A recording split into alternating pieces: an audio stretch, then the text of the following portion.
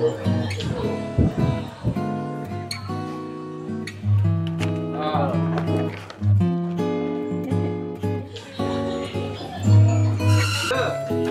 dah ada bagi dekat.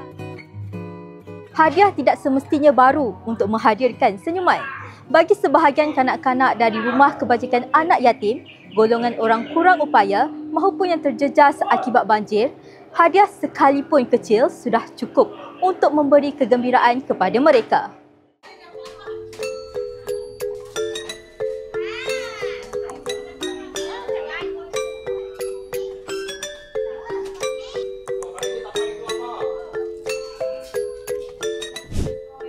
Atas kesedaran ini, sekumpulan sukarelawan diketuai seorang pensyarah kejuruteraan mekanikal, Lee Ching Hao, menggerakkan projek Gift of Light bagi memastikan kanak-kanak ini turut merasai kegembiraan Christmas. Dengan kerjasama Clean Technology Impact Lab di Taylor's University, Zero Waste Earth Store dan Mercy Malaysia, projek julung kali ini berjaya mengumpulkan 322 mainan terpakai hasil sumbangan orang ramai.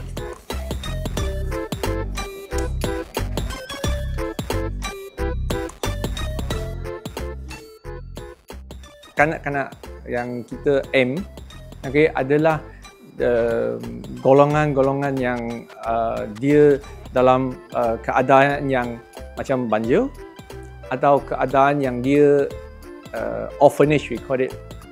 So dia tak, walau masa dia dapat hadiah, dia akan gembira lah, amat gembira. So ini adalah saya nak nampak lah.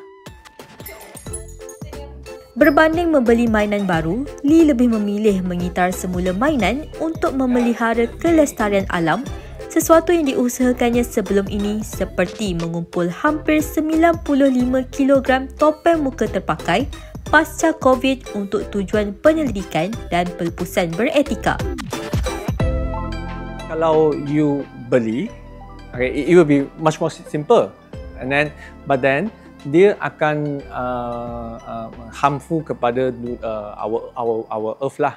Sebab whenever you purchase, production kena menggunakan resources bumi. So that's why kalau boleh we recycle rather than we buy a new one.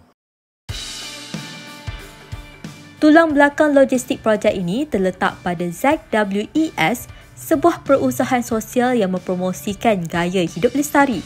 So even this initiative of being the secret Santa, and I told Jacqueline today that wow, we're the elf. And Taylor's is actually the Santa Claus, but we are the elf. ZWES berperanan sebagai pusat pengumpulan sumbangan mainan daripada orang ramai. Masa mereka datang, saya akan tanya kalau mereka nak donate kepada Christmas gifting. Lepas tu kita akan segregate kepada toys, stationeries dan kategori yang diperlukan oleh Taylor's dan Mercy Malaysia. Kategori yang kita terima macam stationeries, plushies, toys, bags, board games. Inilah kategori yang kita terima. Selepas diasingkan, hadiah dibersihkan dan dibalut rapi oleh Lee bersama pelajarnya, memastikan ia selamat untuk kegunaan kanak-kanak. We try to standardize the wrapping, dia punya appearance, so that it look nicer lah.